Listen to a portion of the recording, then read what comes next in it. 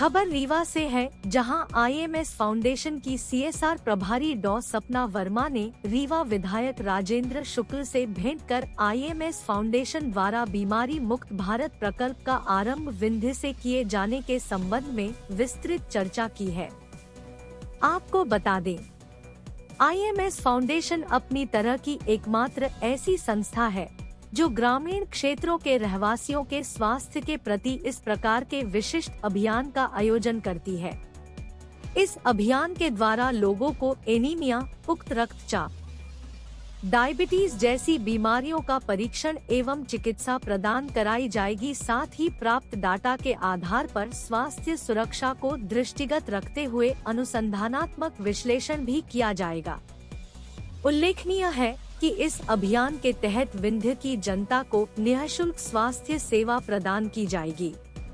आइए आपको दिखाते हैं मीडिया से रूबरू होकर स्थानीय विधायक राजेंद्र शुक्ला एवं डॉ सपना वर्मा ने कार्यक्रम के संबंध में क्या जानकारी दी है। पधार रहे हैं। लाडली बहना का विशाल सम्मेलन ऐसे ग्राउंड में होगा। तीसरी किस्त लाडली बहना को डालने का काम, जैसे पहली किस्त जबलपुर से डाली गई थी, दूसरी किस्त इंदौर से डाली गई और जो तीसरी किस्त है वो रीवा के एसएम ग्राउंड से डालने के लिए मुख्यमंत्री जी रीवा आ रहे हैं। और हम लोगों ने उसे निवेदन किया कि कॉलेज चौराहे सैनिक स्कूल में वो लैंड करेंगे, फिर गाड़ी से जाएंगे कॉलेज चौराहे तक, वहाँ विवेकानंद जी की जो विशाल प्रतिमा है वहाँ माल्यार्पण करेंगे और फिर वो रथ में सवार होकर कॉलेज चौराहे से शिल्पी प्लाजा होते हुए अस्पताल चौराहे तक रोड शो होगा, जिसमें मुख्यमंत्री जी को रीवा शहर के सभी नागरिक, स्वयंसेवी संगठन, व्यापारिक संगठन, रीवा में जो पिछले 20 वर्षों में सिंचाई की नहरों से लेके और सुपर स्पेशलिटी अस्पताल से लेके जितने भी विकास के काम हुए हैं, एयरपोर्ट से लेके वाइट टाइगर सफारी और तमाम जो उपलब्धियां, स्पोर्ट्स कॉम्प्लेक्स, शानदार ऑडिटोरियम, रिवर फ्रंट, पचमठा का विकास, इको पार्क का विकास, ये जितने भी हैं उन सब कामों के लिए और भी बहुत, ये तो मैंने मोटे मोटे काम बता दिए। लेकिन यदि आप देखें तो जैसे मैंने बताया कि 60 बेड के मेडिकल कॉलेज को 60 सीट के 150 सीट कर देना, नर्सिंग स्टाफ के लिए कॉलेज खोलना, फिर उसको 30 से 120 सीट कर देना, इंजीनियरिंग कॉलेज जो हमारा इतना पुराना है उसमें पीजी के कोर्सेज नहीं थे, उसको एमटेक देना, पॉलिटेक्निक खोलना, वेटनरी कॉलेज खोलना और माखनलाल चतुर्वेदी विश्वविद्यालय का शानदार प्रोजेक्ट परिसर डेवलप करना। पॉलिटेक्निक में 2 ही ब्रांच थे, अभी हाल ही में 2 ब्रांच और सेंक्शन हो गई हैं, सिविल और मैकेनिकल की, पहले इलेक्ट्रॉनिक्स और कंप्यूटर साइंस ही था। तो इस प्रकार से जो भी ये शिक्षा और स्वास्थ्य के क्षेत्र में और भविष्य में रीवा में पर्यटन बढ़ेगा, उद्योग बढ़ेगा, शिक्षा और स्वास्थ्य की बेहतरी होगी, खेल को बढ़ावा मिलेगा। इन सब चीज़ों के लिए रीवा के नागरिक सड़कों पे खड़े होके कॉलेज चौराहे से लेके और अस्पताल चौराहे तक उनका अभिनंदन करें, उनको धन्यवाद दें, जिससे कि आने वाले समय में रीवा को विकसित करने में हम और ज़्यादा शासन और मुख्यमंत्री जी का सहयोग ले सके। इसके लिए रोड शो होगा। उसके बाद वो अस्पताल चौराहे में गाड़ी में बैठ के फिर वो मेडिकल कैंपस में जाएंगे और जहाँ लगभग 35 से 40 करोड़ रुपए के 3 हॉस्टल बने हैं, यूजी और पीजी हॉस्टल, गर्ल्स का और एक बॉयज़ का यूजी है और पीजी का एक हॉस्टल है। लड़कियों का जो बच्चियाँ पीटीएस चौराहे पे हॉस्टल में रहती थी, जो नर्सिंग स्टूडेंट का था, उसको खाली करा रहे हैं, कल तक खाली हो जाएगा, उनको नए वाले हॉस्टल में शिफ्ट कर रहे हैं। मुख्यमंत्री जी उसका लोकार्पण करेंगे। उसके बाद फिर वो वहाँ से सीधे एसएफ के ग्राउंड में जाएंगे, वहाँ लाडली बहना सम्मेलन, जो विशाल सम्मेलन जिले भर के लाडली बहनाएँ जो आएंगी उनको संबोधित करेंगे। इस प्रकार से ये मुख्यमंत्री जी का कार्यक्रम है जो भव्य बने, सफल बने। इसके लिए आप सब पत्रकार बंधुओं से मेरा निवेदन है कि अपने अपने अखबारों में और चैनलों में इसको प्रमुखता से आप हाईलाइट करेंगे। लाडली बहन किसी की डालेंगे यहाँ से, लाडली बहन किसी की डालेंगे, तीसरी वही डालने के लिए ही यहाँ पर आ रहे हैं। 125 करोड़ 1,25,00,000 की लाडली बहना पूरे प्रदेश में है, उसका जो क्लिक करेंगे यहाँ से करेंगे। तीसरी 3 गुनी हो जाएगी। इस कार्यक्रम के दौरान रीवा के कोई और ये लिख दे के पता इस नहीं। कार्यक्रम के दौरान सबसे पहले तो ये जागरूकता फैलाएंगे, पहले जांच ही नहीं करने लगे पकड़ के, पहले जागरूकता। दूसरा है घर घर जाके फिर स्वास्थ्य जांच, फिर है लाभार्थी योजना के तहत मुफ्त दवा और नामांकन, फिर है स्थानीय ITI के माध्यम से कौशल प्रशिक्षण और सशक्तिकरण, फिर नशा मुक्ति काउंसलिंग, ये भी काउंसलिंग भी बहुत ज़रूरी है जो आजकल ये कोडेक्स और ये सब। मेडिकल कॉलेज अस्पतालों द्वारा आधारित मुफ्त चिकित्सा सेवाएं, आधारित मतलब जो चिकित्सा सेवाएं मुफ्त में जिस श्रेणी के लोगों को ऑलरेडी दी जा रही हैं, उन योजनाओं का लाभ हम उन लोगों को दिलाएंगे जो लोग आसानी से, जो जागरूक नहीं है, जो जांच नहीं हो पाती है और जो अस्पताल नहीं पहुंच पाते। जी बिल्कुल फोकस में पत्रकार बंधुओं को नमस्कार और सभी का स्वागत है। आज हम अभी आदरणीय डॉक्टर सपना वर्मा जी जो IMS फाउंडेशन और मधुरमा सेवा संस्कार से जुड़ी हैं, इस विषय को लेकर आज हम लोग आपको के साथ जानकारी को शेयर करेंगे। पहले इस विषय पर चर्चा हो जाएगी, उसके बाद मुख्यमंत्री जी का जो दौरा है उसके संबंध में हम लोग चर्चा करेंगे। बीमारी मुक्त ग्रामीण भारत की संकल्पना को लेकर IMS फाउंडेशन बेंगलुरु का 1 अप्रैल 2023 से एक पहले प्रोजेक्ट की लॉन्चिंग, जिसमें हमारे भारतीय जनता पार्टी के राष्ट्रीय संगठन महामंत्री BL संतोष जी के करकमलों के द्वारा लॉन्चिंग हुई। इसके पीछे अवधारणा ये है कि ग्रामीण क्षेत्रों में बहुत से ऐसे सुदूर इलाकों में हमारे समाज के लोग रहते हैं जिनकी समय से जांच नहीं हो पाती है, चाहे वो रक्त की हो, चाहे वो यूरिन की हो, और वो कब गंभीर बीमारी के चपेट में धीरे धीरे करके आते हैं। जांच के अभाव में और इलाज के अभाव में फिर वो बीमारी इतनी जटिल हो जाती है कि उसका इलाज करना फिर उनके लिए संभव नहीं हो पाता है, और असमय ही इस दुनिया को छोड़ के बहुत से लोग चले जाते हैं। इसलिए IMS फाउंडेशन ने बीमारी मुक्त ग्रामीण भारत की संकल्पना को लेके एक बहुत बड़ा अभियान इस देश में चलाने की उनकी योजना है। पहला प्रोजेक्ट उन्होंने 1 अप्रैल को लॉन्च किया, जिसमें बेंगलुरु के मेडिकल के कॉलेज, भोपाल का मेडिकल कॉलेज, चित्रकूट का, और अभी कुछ दिन पहले ही हमने रीवा मेडिकल कॉलेज, जो कि पहला शासकीय मेडिकल कॉलेज है जिसने समझौता हस्ताक्षर किया है IMS फाउंडेशन के साथ कि हमारे इलाके में भी ये क्लिनिक ऑन व्हील्स बसों के द्वारा मेडिकल की टीम गांव-गांव में दौरे करे, पता करे, घरों में जा के उनकी जांच करे और जांच के बाद उनको दवाइयाँ दे, क्योंकि हमारे मोदी जी के नेतृत्व में नेशनल हेल्थ मिशन में बहुत से ऐसी योजनाएं हैं जिसमें निःशुल्क इलाज के लिए पर्याप्त दवाई मिल रही है, पर्याप्त बजट मिल रहा है। लेकिन जो लोग अस्पताल में आते हैं उनका तो हो जाता है, लेकिन हमारे जो सामुदायिक स्वास्थ्य केंद्र हैं, प्राथमिक उप स्वास्थ्य केंद्र हैं, वो भी ज़्यादा सुविधाएं उनमें इतनी बढ़ा दी गई हैं पिछले 5 वर्षों में। आप अपना जिला अस्पताल ही देखिए कितना इक्विप्ड हो गया है। वहाँ पर ICU के बेड्स बन गए हैं, 400 प्रकार की खून की जांच वहाँ पे होने लगी है, CT MRI की मशीनें, CT की मशीनें लग गई हैं। कौन सोच सकता था कि जिला अस्पताल में इस प्रकार की व्यवस्था कभी होगी। 8 करोड़ रुपए का अति आधुनिक OPD बन रहा है, 100 एडिशनल बेड का निर्माण चल रहा है। लेकिन उसके साथ ही इस प्रकार के जो NGOs हैं, ये भी जब पैरेलली मिशन मोड में अपना काम करते हैं तो दूरस्थ इलाके में भी वो तमाम सुविधाएं पहुंच जाती हैं जिसकी वास्तव में ज़रूरत है। सरकार भी पूरा प्रयास कर रही है, और यदि NGOs को भी इस प्रकार से जोड़ने में हम लोगों ने सफलता प्राप्त कर ली तो फिर स्वस्थ भारत के जो निर्माण का सपना है वो हमारा आसानी से पूरा हो जाता है। इसलिए मुझे मालूम पड़ा कि सपना वर्मा जी जो बेंगलुरु में डॉक्टर रही हैं IMS फाउंडेशन से जुड़ी रही हैं और प्रथम लॉन्चिंग जो हुई है उसमें प्रमुख सदस्य रही हैं। सतना की रहने वाली है। चित्रकूट में भी इन्होंने सदगुरु नेत्र के साथ मिलके और अपने इस मिशन को आगे बढ़ाने का काम शुरू किया है। तो मैंने कहा कि रीवा मेडिकल कॉलेज से भी आपका अनुबंध करा देते हैं और आप ये इनका फाउंडेशन बसेस देगा।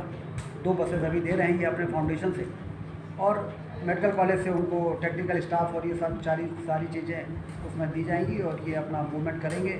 और जहाँ से भी ऐसा लगता है कि कहीं पे थोड़ा बीमारी का रेशियो कुछ ऐसा है तो वहाँ पर पहले फोकस करेंगे, फिर उसके बाद दूसरी जगह, और ऐसा करके पूरे ज़िले को, रीवा संभाग को ही आप मानिए, सतना रीवा सीधी, इस प्रकार पूरे संभाग को इस फाउंडेशन के माध्यम से कवर करने का हम लोग प्रयास करेंगे। तो चूँकि डॉक्टर सपना वर्मा जी हमारे बीच में हैं, तो मैं उनसे भी निवेदन करूँगा कि वो भी अपनी बातें आपको बताएंगे। गाँव तक इनके साथ सर्वे करेगी। आज ही छात्रावास की जो कुछ छात्राएं थी कलेक्ट्रेट कार्यालय पहुँचते ही कह रही पिछले 6 वर्षों से वो अपने छात्रावास को मेंटेन या फिर नया कहीं बिल्डिंग उन्हें मिले इसके लिए दौड़ रही है। सुनवाई नहीं हो रही है। कहाँ की छात्राएँ हैं? छात्राएं। हाँ, आज मुलाकात किया था और उनको जो पुराना हॉस्टल है उनके लिए नया हॉस्टल हमने PTS चौराहे पे बनाया था। लेकिन उस समय हमारे यहाँ डिप्लोमा नर्सिंग होती थी। बाद में हम लोगों ने प्रयास करके उसको BSc नर्सिंग किया। पहले 30 सीटर थी, अब 120 सीटर हो गया है। उस समय उनकी संख्या उतनी नहीं थी जब ये हॉस्टल बनाया था। तो जो हमारे UG के MBBS स्टूडेंट हैं और PG के, उनको यहाँ पर शिफ्ट कर दिया था। लेकिन अब उनका मुख्यमंत्री जी उद्घाटन कर रहे हैं। तो UG PG हॉस्टल के जो बच्चे हैं तो MBBS के, वो चले जाएंगे, इनका खाली करा के जो उनका जर्जर हॉस्टल है नए हॉस्टल में लाएंगे और फिर वो जर्जर हॉस्टल में भी नई बिल्डिंग बनाएंगे। क्योंकि ये बड़ी हम लोगों के लिए खुशी की बात है कि पिछले 15 सालों में, अरे खराब आवाज़ में, पिछले 15 सालों में हमारा मेडिकल कॉलेज जो 60 सीटर था 150 हो गया है।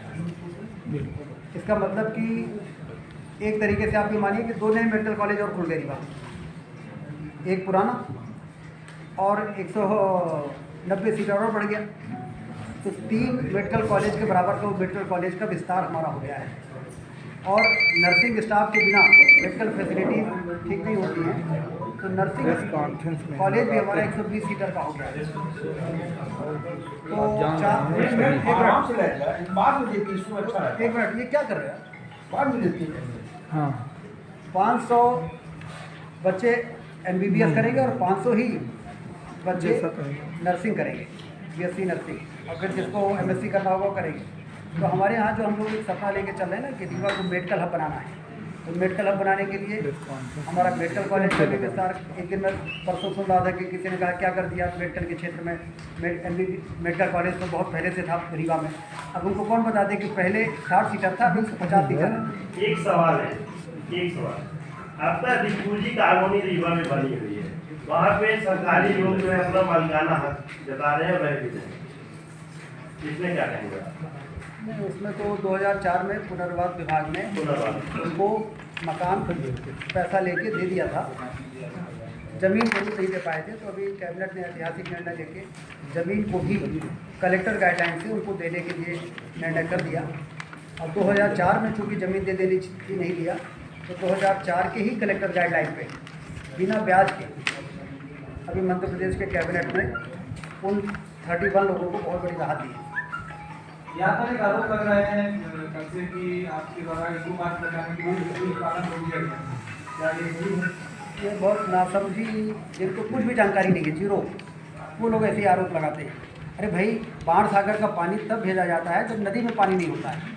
जब नदी में ही इतना अथाह पानी चल रहा है तो बाढ़ का पानी क्यों डालेंगे इसमें?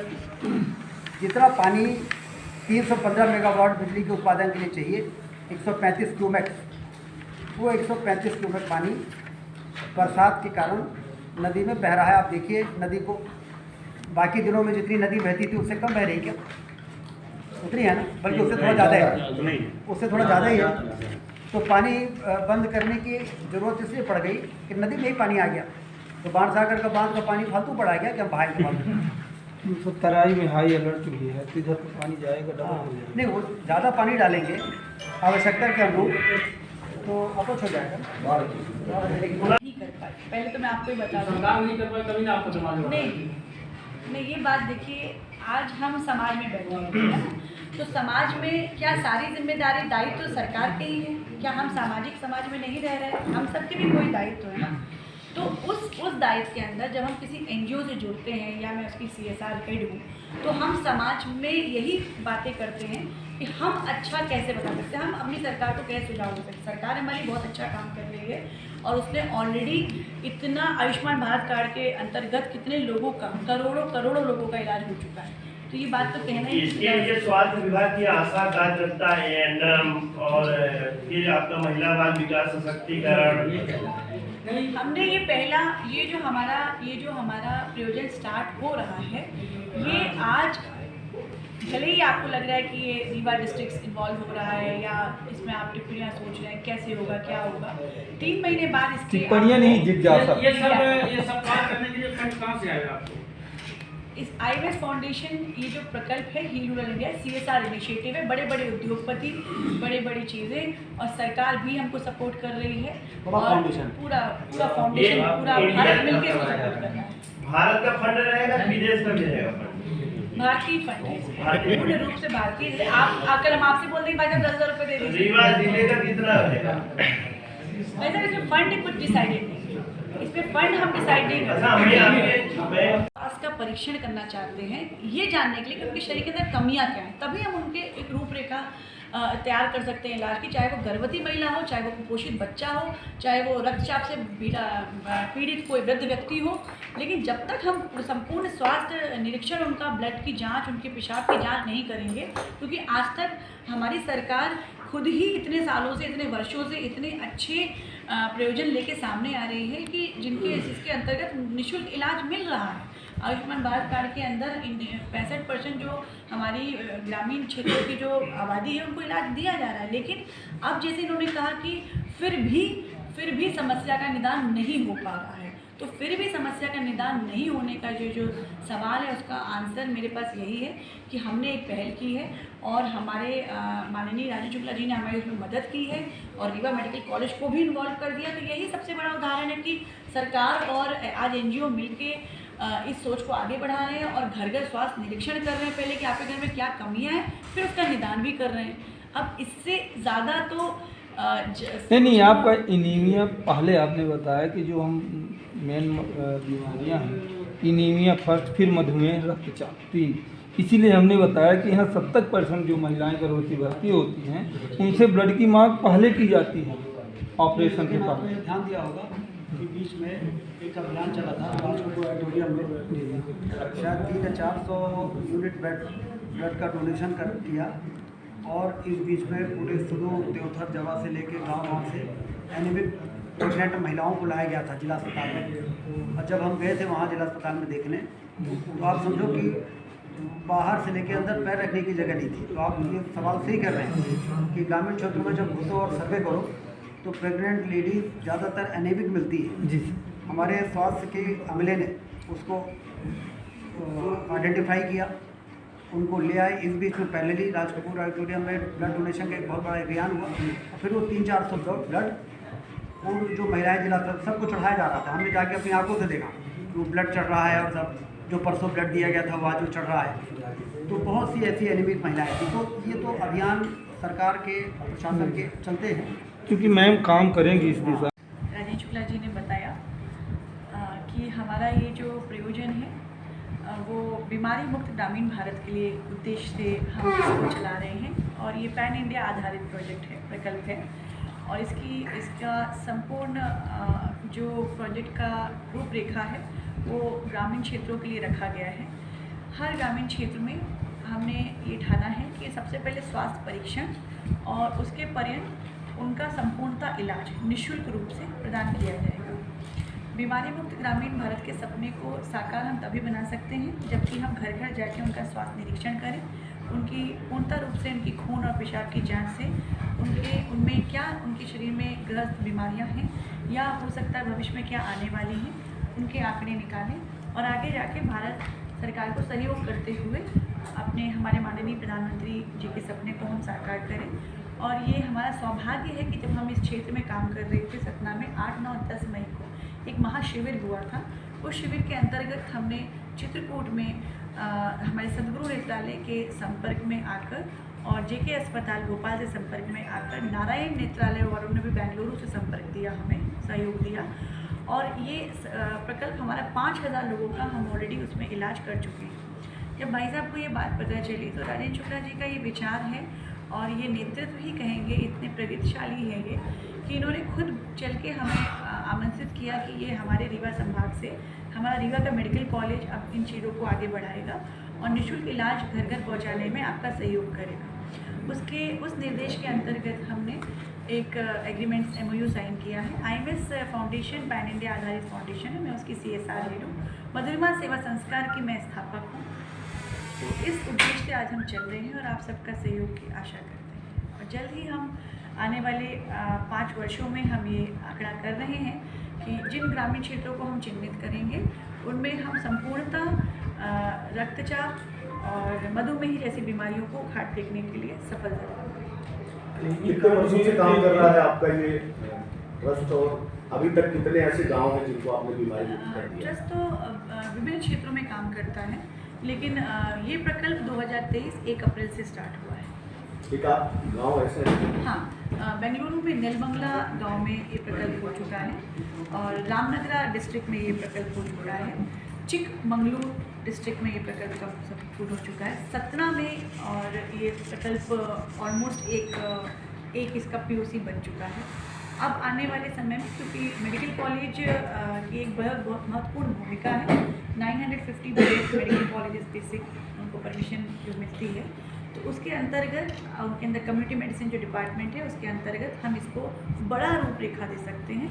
तो इस तरह से हमने इसलिए मेडिकल कॉलेज को इसमें इन्वॉल्व किया है। ये निःशुल्क इलाज जो करेंगे फंड स्वास्थ्य विभाग से आया कि ये आपका NGO डिपार्टमेंट से आएगा? निःशुल्क इलाज की प्रक्रिया ऐसी है कि मेडिकल कॉलेज के अंतर्गत उनको लाया जाएगा और ये मेडिकल कॉलेज और संस्था दोनों मिलकर इस इलाज को उनका रूपरेखा देंगे।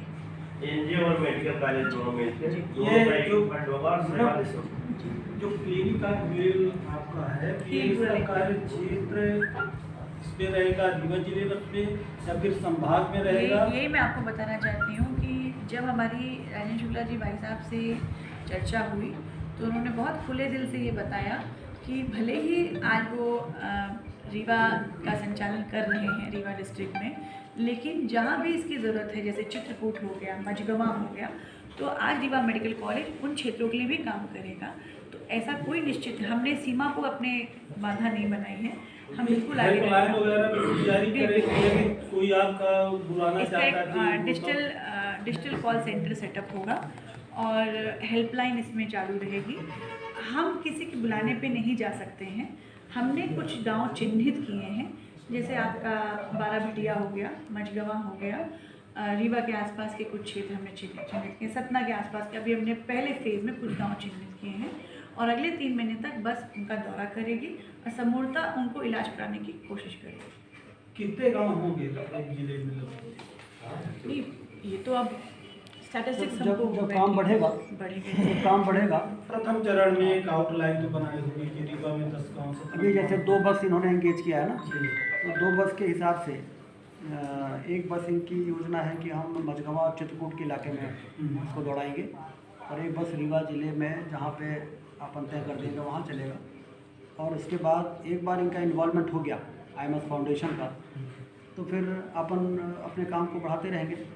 हालांकि नेशनल हेल्थ मिशन में भारत सरकार के द्वारा जो पैराफर्नीलिया पूरे देश के ग्रामीण क्षेत्रों में उपलब्ध कराया जा रहा है, चाहे वो स्टाफ नर्स हो, वार्ड बॉय हो, टेक्नीशियंस हो, डॉक्टर्स हो, तो वो अपने आप में ही बीमारियों की जांच से लेकर तमाम तरह के योजनाओं के माध्यम से मुफ्त में इलाज का काम चल रहा है। लेकिन कभी कभी क्या होता है कि प्रॉपर यदि शासकीय योजना का कोऑर्डिनेशन करने वाली कोई एजेंसी जो इसी क्षेत्र में समर्पित है, जब वो भी उसमें जुड़ जाती है तो शासकीय योजनाओं का क्रियान्वयन और फास्ट हो जाता है।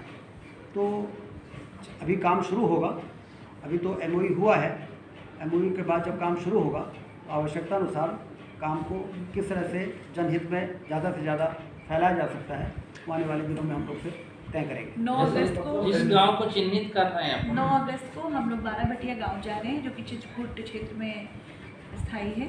और एक गांव में एक बस 3 दिन तक रुकेगी और गांव का कोई सीमा नहीं है। आप कहेंगे वही मैं 50, पूछना 100, चाह रहा हूं। 500, हमारा 1 दिन 3 दिन का। जैसे आप किसी गांव को चिन्हित करेंगी तो उस गांव में क्या क्या मतलब फैसिलिटी, जैसे केवल परीक्षण भर होगा उनका? नहीं, मैं फिर से बताती हूँ आपको। जैसे हमने 12 भटिया गांव को चिन्हित किया तो वहाँ जाके उनके स्वास्थ्य निरीक्षण होगा पहले, और उनके स्वास्थ्य की संपूर्णता जांच होगी। उस जांच के आधार पर जो भी उनके अंदर कमियां पाई जा रही है उसका निःशुल्क इलाज होगा।